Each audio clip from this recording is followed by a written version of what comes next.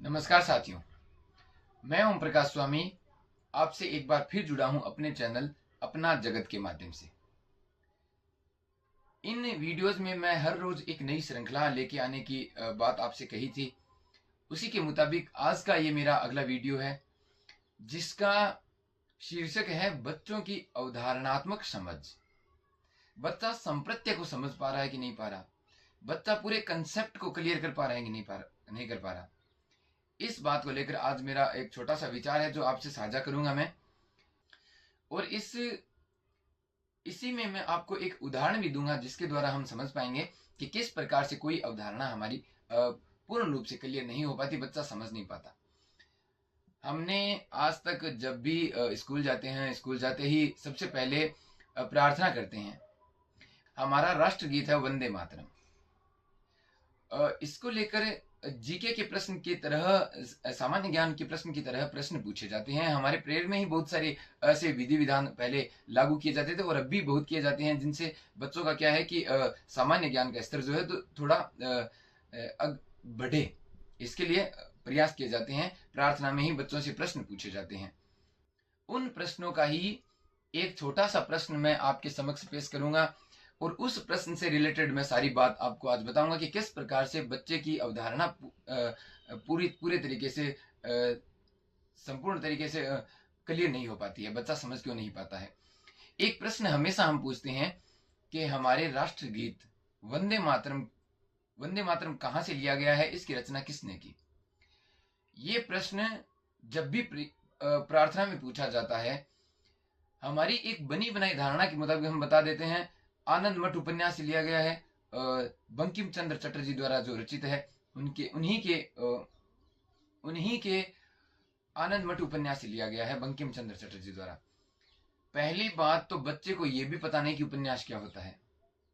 दूसरी बात, आनंद मठ नाम ऐसा है जिससे लगता है जैसे कोई ये बहुत पुरानी पौराणिक ग्रंथ है, बहुत पुराना कोई पौराणिक ग्रंथ है या पौराणिक रचना है जिससे उठाकर लिया गया, क्योंकि इसमें कुछ शब्द ऐसे हैं जो संस्कृत के जैसे लगते हैं। बच्चे की धारणा यही रहती है कि शायद ये कहीं ना कहीं बहुत पहले के विद्वान रहे होंगे जिन्होंने संस्कृत में कोई उपन्यास रचा होगा। और उपन्यास, क्योंकि उपन्यास का अर्थ नहीं समझ रहा बच्चा, उपन्यास का अर्थ नहीं समझ रहा, तो बच्चा गद्य साहित्य से जोड़ नहीं पा रहा, उसको उपन्यास का अर्थ नहीं समझ रहा, पहली बात। फिर वो समझ रहा है कि आनंद मठ नाम ही ऐसा है जैसे कोई खंड है किसी महाकाव्य का, किसी खंड काव्य का कोई भाग है, वहां से उठाकर लिया गया होगा।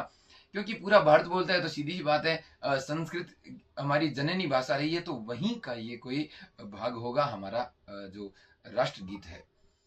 लेकिन दोस्तों, मैं आपको बता देना चाहता हूं कि ये पश्चिम बंगाल यानी बांग्ला भाषा में लिखा हुआ एक उपन्यास है जो बंकिम चंद्र चटर्जी द्वारा लिखा हुआ था, जिसका हिंदी अनुवाद मेरे पास है, मैं आपको दिखाता हूं। ये देखिए, आनंद मठ। इसी में कल्याणी और महेंद्र नाम के पति पत्नी या दाम्पत्य जीवन की एक रचना है। महेंद्र और कल्याणी की इसमें कहानी है।